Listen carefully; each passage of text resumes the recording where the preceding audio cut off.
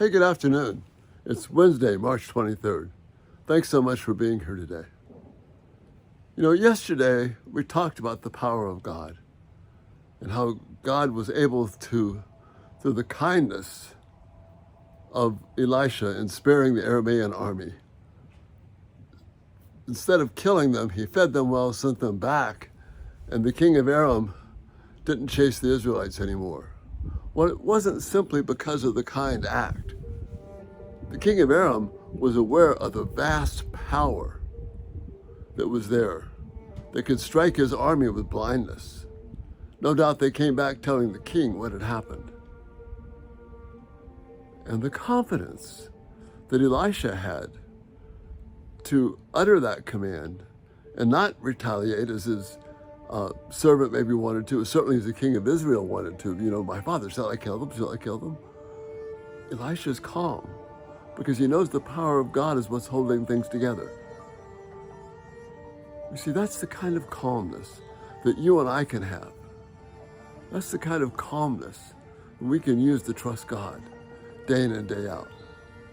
Well, you might be saying, okay, I see that Elisha was aware of that and his servant was able to see the hills back there with the chariots of fire. Imagine if you could see over my shoulder and see those hills flaming with the armies of God and the chariots of fire. Okay, I believe that too. And so we kind of long for a similar display of the power of God. Well, you know what? We have it. God gives it to us because he describes the lightning and the thunder as his lightning. The thunder is his voice. So when you hear thunder, you're hearing a reminder of the power of God that is there to support you when you do something that looks like it's foolish by the world's standards. When you return good for evil. When, as Elisha did, you feed your enemies and send them back. And it sends a very powerful message back saying, wait a minute, these guys are in so much control, they can be gentle. They don't have to flex all their muscles. They know that they have this power behind them. And it shook the king of Aram to his core, to the point where they didn't go after him anymore, at least for a time.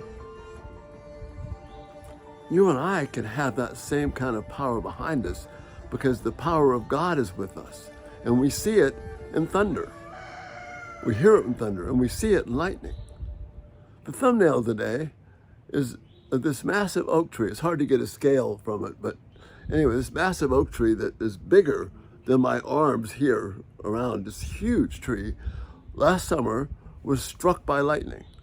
And you see in the middle of the tree there's a dark black spot. And that black hole is where the lightning came through the center of the tree, stripped all the bark off of it, and eventually they just had to cut the tree down, which they cut down yesterday. Lightning, get ready for this, lightning, average bolt of lightning is 1 billion volts, billion with a B. And it's a stream of electricity anywhere from 1 inch to 7 inches long. And that comes down and it right through the center of this tree. And that's what you see in the thumbnail. That charred area was this massive lightning bolt running right down through the middle of it. That's the power of God that is available to us. That's the power that raised Jesus from the dead. That's the power that gives us new life. That's the power that lets us return good for evil.